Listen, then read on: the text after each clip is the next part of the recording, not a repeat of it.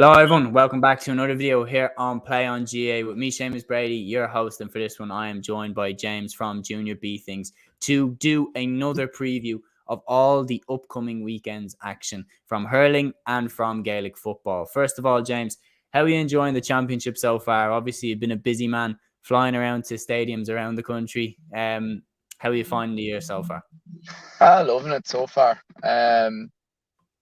I think, well, in football anyway, I think it's going a lot better than I probably would have thought because, well, at the end of the day, the provincials don't really matter, but like the games have been quite good, and all the teams seem to be taking it very serious. I know in Ulster they were always going to do that, but even in Connacht as well. And then I suppose the added element that the Division 3 and 4 teams could get into the All Ireland if they got to the final. So that's why the likes of Louth and Offaly are pushing it so hard.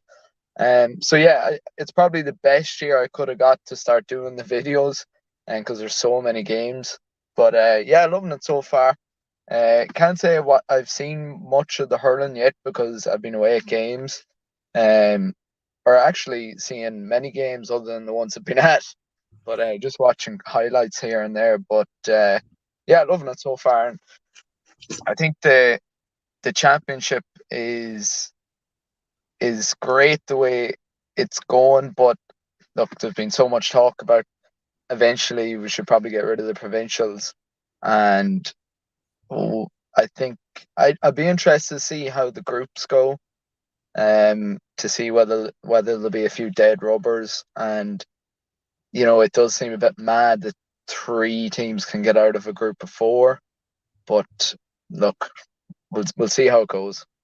Yeah, no, only time will tell how well this goes because, of course, the Super 8s in the football, like when they happened, I didn't really think that they worked the way that the GAA wanted them to, whereas in the hurling, they worked spectacularly and like they're sticking around, they're going nowhere. So I feel like it is a trial process. And obviously, if you haven't seen the Junior B Things, do go and check them out across all platforms. James, what game were you at? And before we get into the games, what games so far this year were you at where you felt like the atmosphere was the best out of all of them? Without doubt, the Tyrone and Monaghan game. Yeah, that would have been one of my thoughts. Yeah, the crack was unbelievable at that. We were behind the goal where the goal went in, and there was a lot of Monaghan people beside us, and like most neutrals would probably have been supporting Monaghan, let's be honest. And we were behind the goal, and everyone just went absolutely mental when the goal went in. And but even before that, there's just something different about the Ulster Championship. Like I'm hoping to go to the final next week. So yeah, it's just there's something special up there, and the crack was just unreal. And there's a lot of good banter at those games, between the fans, and you often see like a lot of, like a husband that's from Tyrone and a Monaghan wife and things like that. So yeah, that was without doubt. Now I have to say, before the championship started, I was at a good few club games up in Croke Park, and they were nearly better because people were so passionate about their own club. Like I was at a few Glen games, and it was unreal. Like, but yeah, loving it. Yeah, no, definitely. And Derry Armagh, a bit of a novel pairing in terms of an Ulster final. Like, I mean, off the top of my head, I know Armagh haven't been to an Ulster final since 2008. So how far back do you go for the last time Derry and Armagh played each other in an Ulster final? So something of I think I heard someone mention it. It could have been 98, was it? I think I heard someone mention it was around that time, 98, 99. Yeah, it Derry's is. last one was 98. So Yeah, it could have been like, no, before, sorry, obviously before last year. Their last Ulster yeah, title before 2022 was 1998. yeah. So yeah, novel pair. And my mother is from Armagh, so I'll have to have the orange colours on, I suppose. But yeah, it's a very novel pair, and Armagh people are just crying out for some sort of silverware. You know, they're half the county seems to be on board with how they were playing and with what Geezer is trying to do, but the other half are kind of the opposite. Like they kind of want to see him gone. But like if they win the Ulster Championship, I think like you can't deny what they've done, and they've definitely changed their style a little bit in the last couple of games. Like against Cavan and Down, like they're kicking it so much more than they were in the league, and even in the first day against Antrim. So yeah, I actually can't wait for that game. I know people tend to have this idea that Derry games aren't great, but the way they've kind of changed this year, and they kind of bombing everyone up forward all at once. I think it's made them a lot more exciting to watch. And then Armagh, when they do kick the ball, are an exciting team to see as well. No, yeah, without doubt, for anyone watching who thinks that Derry are a defensive side, they've scored 4 goals and 38 points in their 2 games up to the Ulster final. So they're not a defensive team anymore. They're playing very much an all-out attack style, very well highlighted on the Sunday game by Eamon Fitzmaurice, that like they're pushing right up to take the sweepers out. So they're playing all-out defense and all-out attack. They move It's as risky. very much as a unit. Yeah, but we're going to crack in now to the weekend's preview. The first game and the main game that I'm looking forward to personally in terms of the hurling is down in Munster, Páirc Uí Chaoimh, Cork versus Tipperary. Now, 2 sides that are on 1 win each from 1 game, 100% records. 2 new eras, obviously, at the start. Liam Cahill with Tipperary, the era that everybody knew was coming, even though Liam Cahill persistently said that he wasn't going to go. And now, predictably, he did. Cork as well under Pat Ryan, great victory over Waterford, although let's be honest, it was a Waterford side that was miles off the pace in the first half. Tipperary got a great win over Clare, who then obviously have just gone on to beat Limerick. So this game could be really, really interesting, because whoever wins this, you'd imagine, looking pretty comfortable up there at the top. Yeah, I think so, and it'll be interesting to see how Tipperary, are they is this a tactic that they're gonna be just looking for goals all the time? Like 5 goals against Clare, and look, it would seem like Liam Cahill's style to sort of encourage that. Now, what I'd be interested to see after this game is whoever wins, like they are going to really fancy their chances with Limerick. They'll be whoever wins this game, I think, will fancy topping the group. And it'll be interesting also to see if Cork's win over Waterford and the scoreline kind of flattered them a little bit. Like I don't know if I've seen Cork looking that much different than they looked last year. Like there's not that many new personnel, and they're they don't seem they've improved much in terms of physicality or in that sense. I think Waterford were just a shambles, to be honest. They look very lost. They don't really know what the sort of game plan is. So I think the Tipperary will kind of know that they're in a good place at the moment, especially when you see how Clare done against Limerick. But it'll just be down to whether Cork are as good as that result actually seemed. So yeah, I can't wait for it as well. Now Cork in Páirc Uí Chaoimh, like it's not really a cauldron as such. A lot of people would say Cork would nearly rather play in Thurles. So I think the home factor isn't going to count that much. But yeah, I just want to see what Cork are actually made of when Tipperary are so fit and strong at the moment, to see whether they'll just completely overpower Cork. Yeah, no, I agree. I completely agree about the home advantage as well. I think home advantage in the Provincial Hurling Championships plays a way bigger role in the Leinster Championship than it does in the Munster Championship. Like all the teams in Munster have played each other so often, they pretty much know each other's grounds like the back of their hands, especially Thurles. Whereas if you go to the Leinster, Antrim are a completely different team in Corrigan Park in Belfast than they are away from home.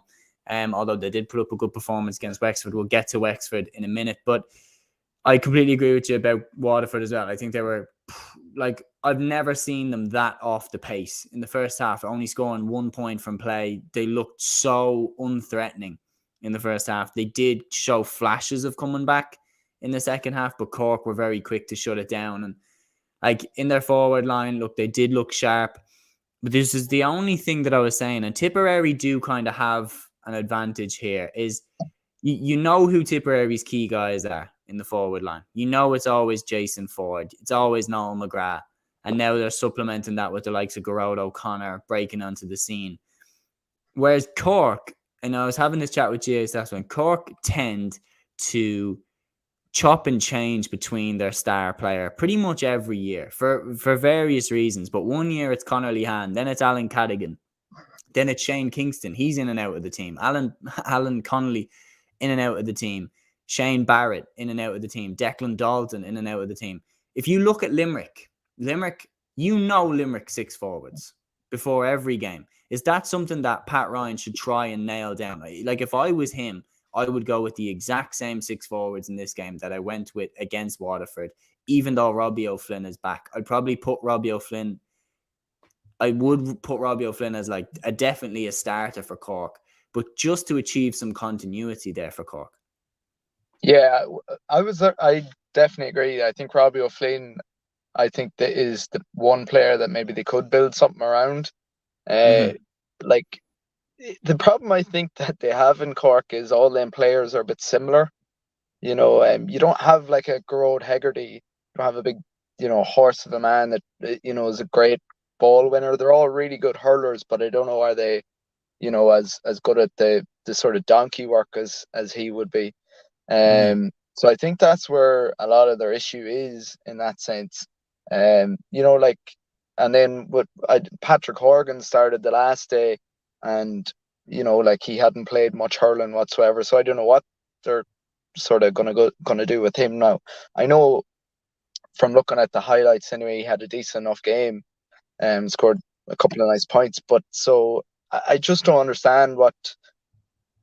I would have thought this year they would have unearthed maybe someone new or someone that brings something a bit different to it, but I don't know if they have. But yeah, I would say Robbie O'Flynn is the one person that maybe they should try and build something around. And then maybe you could have Patrick Horgan inside, so they need to come up with something different, I think, if they're going to push on. Yeah, no, I agree. I think Robbie O'Flynn does start. I'd say Harnedy starts. I'd probably go Lehan, Jack O'Connor, Shane Barrett, and Shane Kingston in that forward line and the various other positions. That'll be the 6 that I'd kind of go with if I have counted out 6 there, like ordinary maths and all that. But now, so then on the other side, while Tipperary did score a lot going forward, they also conceded a lot. They conceded 3 goals and 23 points. And when you look at Cork's forward line can score heavily. They have in the past. Do you think that they're eyeing that up in this game? Yeah, and I think when you look at the 5 goals that Tipperary scored, like 3 of them really were gifted to them. There were mistakes from 2 from the goalkeeper, and then there was another one. I don't think it was the goalkeeper's fault. I can't remember. Short puck out, yeah. Yeah. So you do have to look at it in that sense. Now, are Cork any tighter at the back than Clare? No, and that's a really good point. Cork gave away so many goal chances to Waterford in that second half. Yeah, and like Tipperary ran through Clare as well at times. So, and I think they could potentially do that against Cork as well. Now, I don't know, are Cork going to bring Kieran Joyce back to sort of try and nullify some of that, possibly. But then in the other side of it, I think Tipperary are so much more physical than Waterford will be, and I think that's where maybe some of the struggle might come for Cork. Is like Waterford were were at 6s and 7s, whereas I think Tipperary will be a lot better drilled and a lot more aggressive than Waterford were. So I don't think the Cork forwards are going to get anywhere near as easy and as easy a time. So I think Tipperary are gonna have too much for Cork. I think they're just too big and strong. Really, that's what it'll come down to. And in the Munster Championship, that's a lot of the time what it does come down to. The bigger, stronger teams tend to overcome the other teams. So I think Tipperary are kind of going to come true in that one. Yeah, I agree with you. Just about. I think if you're going skill for skill, player for player, I think it's pretty even. But I think Tipperary have really strengthened up on their size. If you look at the minute Liam Cahill came in, his first half forward line, he's Alan Tyne in there, Gerard O'Connor, Seamus Kennedy was moved out there. Like, it's very clear he was going for, power in his team, and he was definitely eyeing up Limerick, down the line, because if you want to win the All-Ireland, you have to go through Limerick to do it. And I just feel like he's brought that intensity that made Waterford so good in the league, and he's brought it to Tip now. And I just feel like they will be a little bit too strong for Cork. I think it's going to be another high-scoring game, but I probably will go for Tip to narrowly edge it. I have gone for Tip to get out of Munster, so this is the type of game that they need to win to do that. So I am going to go for them to do that. We're moving across now to the Leinster Championship, and this game for me decides who gets out of the Leinster Championship along with Galway and Kilkenny. It's going to be played in Croke Park, my own Dublin against Wexford. Now, really, that has been the case for Dublin and Wexford. They've been battling it out for third place now for the last few years. The games have always been really, really close. Dublin edged it last year, but then obviously Wexford pulled off, like an unbelievable performance against Kilkenny to leapfrog Dublin into third place and get through. This year, like, one thing is that Wexford haven't really impressed me so far this year. The one game as well where I always look back on is the Clare game in the league. That was just one of the worst performances I've seen in a long, long time. And then the game against Galway, look, they got the brilliant start. They got the 2 early goals, and they just didn't capitalize on that really at all. And Galway dominated the rest of the game. Dublin, on the other hand, drawing to Antrim, like when they really should have lost that game. So I don't think either of these teams this year are as good as they have been in previous years. No, and I think they risk falling down the pecking order if they have another poor year. I think what makes it a little bit more interesting this year is, that top 3, the third place was always Dublin and Wexford, whereas this year some people were saying Antrim might even push in and push hard forward. And look, Antrim drew with Dublin, so And should have won. and they're not far off that. Some of Wexford's league performances were terrible. Like you said, they got lucky that they got the good start against Galway, and Galway were going through the motions really throughout that game. So this is, of all the games, the 5 games we're going to look at today, this is the one that's the hardest to call. I think we're looking at 2 teams that are just well below, the sort of the top level teams, like they're like even Galway, Tipperary, they're just way below those teams. But it will be interesting to see who comes out on top. I haven't seen much of Dublin really recently, and to get lucky. Now I know they were up in Antrim, but to get lucky to get the draw, it doesn't sound too good for them. I know it's Donoghue's first year, but there was 3 players that they lost from last year's team. And Chris Crummy, Liam Rush. Yeah. So to lose those players, and it's not as if they were tearing it up anyway. So it's going to be, I couldn't call this game really. Like, I would not be surprised in another draw. to see these teams draw again, I wouldn't be surprised. So yeah, it's going to be interesting. I couldn't call this game really. Yeah, I'm saying it won't be more than 3 points either way. This one will not be more than 3 points. It's a case of, I actually think this. I think Wexford's ceiling is higher than Dublin's, and like comfortably. I think if you look at the performances that Wexford have put up over the last few years, Leinster champions in 2019, a lot of those lads are still in the squad. You look at that game against Tip in that year's semi-final. I know it's 4 years ago, but as I said, a lot of the squad are still there.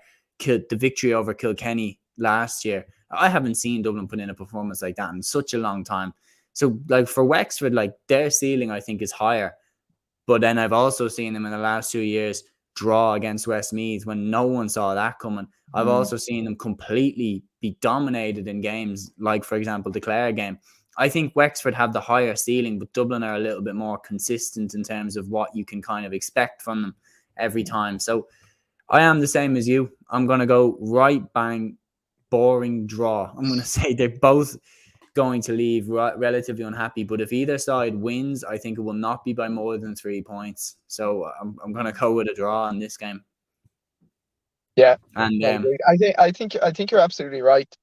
In the sense that I think Wexford have the better individual players. I think they have Leachin, they have McDonald, O'Connor. Like, they have some really good hurlers, but whether they get the best out of them sometimes is another issue. So, and knowing where to play some of those players is another thing. But I would, if I was going to pick one team, I would lean towards Wexford by maybe a couple of points. But I think I'll go with a draw. I think that's what it might be. Yeah, no, I'm happy enough to go with that. Which brings us to the last game in Leinster, and this won't be too long. It's Westmeath versus Galway at Cusack Park in Mullingar. And like, look, for Westmeath, like, they put in a good performance against Dublin last week in Parnell Park, got the early goal from Niall Mitchell, and put Dublin on the ropes for a little bit. But then once Dublin came back into the game, they took over. Donald Burke hit 1-9. Dublin flew out and went on to win the game. For me, it's straightforward. Galway are going to win this one comfortably enough. Yeah, I couldn't see anything else. They might stick with them for 40 minutes, but Galway's class will just tell in the end. But what I think this game, and don't want to be disrespectful to Westmeath, but I think it's going to be interesting to see what Galway are doing with certain players and where they're playing. Like, I know Nyland is playing well and he's playing a little bit different, so it'll be, to see where he's kind of operating. He was kind of playing out a little bit further. So that'll be something to watch out for. But yeah, I can't see anything else than a Galway win. Yeah. Right, so switching codes then over to Gaelic football. We've got two provincial finals happening this weekend in the Munster Championship and in the Connacht Championship. So the first one that we're going to look at is, of course, two teams who will be competing. Well, all of these teams obviously will be competing for silverware this weekend. We're going Kerry versus Clare at the Gaelic grounds in Limerick. Now, this game, obviously, massive opportunity for Clare, of course, the provincial final. It's been a while since they've been at one, even though they've been consistently fantastic. They've just always been unlucky that they've ended up in the same side of the draw as Kerry on a number of occasions now. Now they have their day in the provincial final. Had a fantastic victory over Cork, a good win over Limerick as well to get through to this stage. And now they have a crack at a Kerry side who haven't really been tested at all in the championship, I think it's fair to say. You look at how easily they overcame Tipperary in the semi-final by 20 points, barely leaving second gear. What do you make of this game on paper at the start? We know what Clare are going to do. They're going to flood everyone back. I love to see Clare do well because of the job that Colm Collins has done. And I knew Podge Collins in college, so I'm always looking out to see how they're getting on. But I think they'll make it hard for the first half. I think I'm not sure what the weather is supposed to be like this weekend. A lot of rain would help Clare's cause, so they're just going to try and stick with Kerry for as long as possible. I don't think there's any denying that Kerry are going to come out on top, but if Clare can stick with them for 40, 50 minutes, at least it will make a good game of it. But like Clare have some great footballers, Cleary and the like. So it's just going to be how long they can hold back the sort of Kerry constant wave. It will be a lot closer than the Tipperary match, but you could see maybe 6 points. Maybe Kerry could end up coming out on top by. But again, to see how Kerry approach it and how they approach a mass defence will be something to watch out for. Sometimes they've traditionally struggled with that. Was it last year for large parts of the Cork game? I think they struggled. So Clare are just going to try and do exactly that. So it'll be nice to see the Kerry try and come up with something else to try and get around that sort of mass defence. Yeah, no, I agree with you. I think I'd be really, really confident in saying that this game will not be a blowout. This will not be an easy Kerry win. They're going to have to work for this. Clare are going to set up to make the game difficult, I think, but they're also going to. I also think, look, let their forwards go. Like, once they let them go against Dublin, they dominated long parts of that game. They should have beaten Dublin in Croke Park. You think about Gavin Cooney's goal, Owen Cleary giving a masterclass around the midfield in terms of how he was just completely orchestrating the play for Clare throughout the game. I'm like, if they can get those players on the ball as much as possible, I know that is the most basic analysis ever, but if they can get Owen Cleary, Emma McMahon, these guys on the ball as much as possible, Keelan Sexton as well is in fantastic form in the full forward line. If they can get these lads on the ball as much as possible, like, they have really, really good chance of doing damage to the Kerry defence, because Kerry defence hasn't looked as strong this year as it had this time last year. This time last year, it was clear that they'd worked so much on their defence. But for Clare, I do agree with you. I think they need to take a leaf out of like the book of provincial shocks that have happened over the last few years.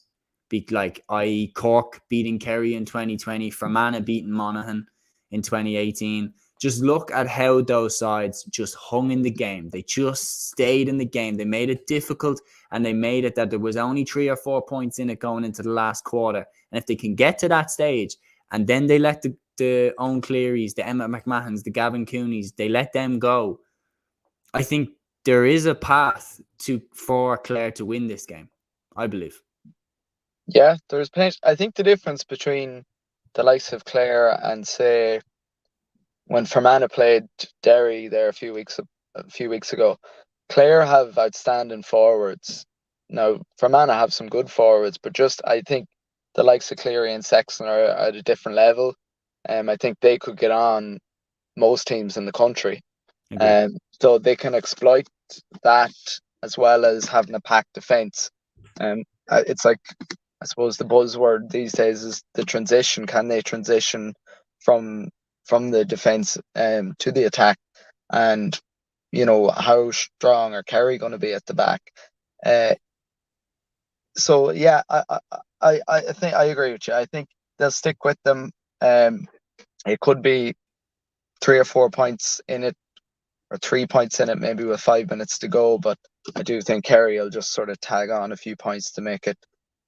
Kerry will not want to get to the last few minutes with 2 points in it.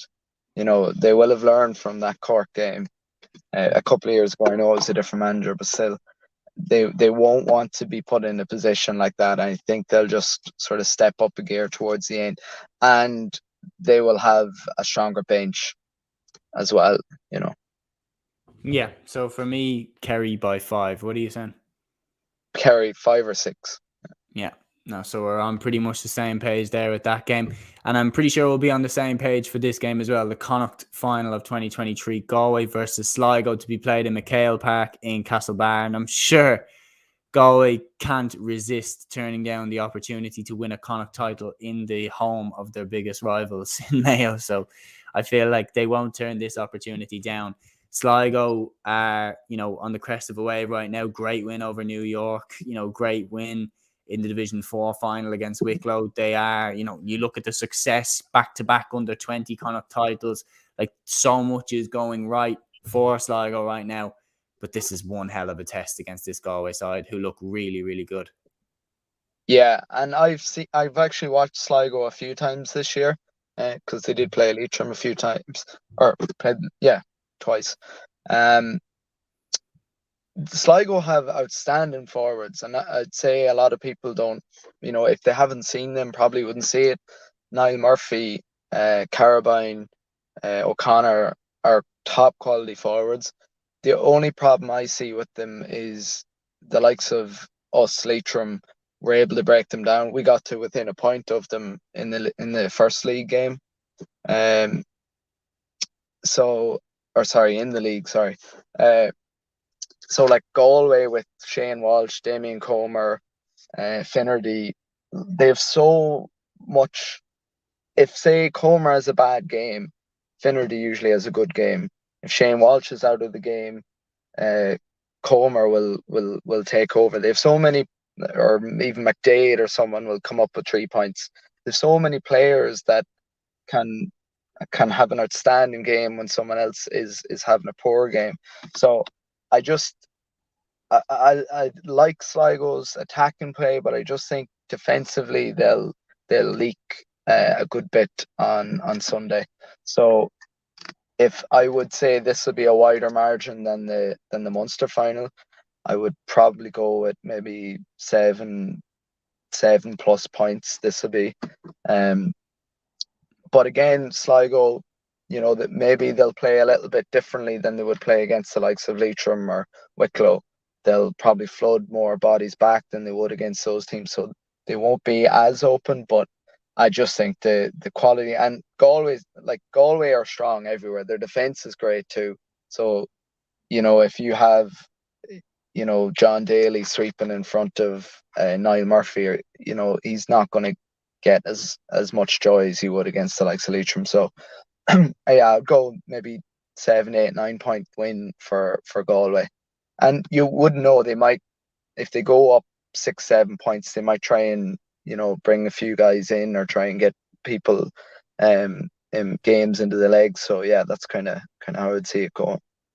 Yeah, you've literally read my mind on that one. Like, we're on the same wavelength there for sure. Like, I'm saying Galway by 8. I think that they now are in a place where, look, Joyce has his feet under the table. I don't think they're going to necessarily want to use this game to make a statement. I think they're going to try and do pretty much what Derry do, what Dublin did against Laois in the quarterfinal, what Kerry have done against Tipperary, what Waddy Glen did throughout the club championship, which is smash the team in the first 40 minutes, end the game there and then you can turn to the bench and start bringing in these other lads, take off Shane Walsh, wrap him in cotton wool, make sure he doesn't get any injuries before the group stages. I feel like Galway will just try and get this game done as quick as possible. I can see them really going for it in the first half and then managing the game from there. I'm going to say Galway by about 8 points I'm going to go for. And so, yeah, I'm glad we're on the same wavelength with that. That has been, guys, the Play on GAA weekend preview for both the hurling and the Gaelic football. Thank you so much for giving us your time today. My thanks to James from Junior B Things as well. Do check out his channel if you have somehow missed out on all that content. Do go over and check it out. And until the next one, guys, take care.